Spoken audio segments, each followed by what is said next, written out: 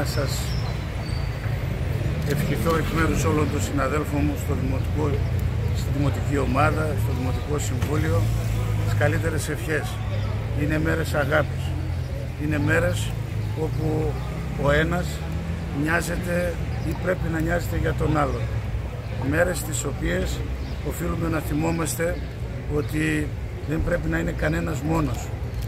Και αυτές οι μέρες πρέπει να είναι όλες οι μέρες και όχι μόνο αυτές οι Άγιες μέρες του Πάσχα. Η Θεσσαλονίκη χρειάζεται ενότητα. Χρειάζεται να νοιαζόμαστε ο ένας για τον άλλον και όπου υπάρχουν διαφορετικές απόψεις. Γιατί αυτό είναι το πιο υγιές και το πιο λογικό. Μπορούμε με το διάλογο και με την καλή διάθεση να πηγαίνουμε παρακάτω, λαμβάνοντας υπόψη ο ένας την άποψη του άλλου. Και το λέω αυτό γιατί είναι μέρες που υπάρχει ένας διάλογος για σοβαρά θέματα της πόλης.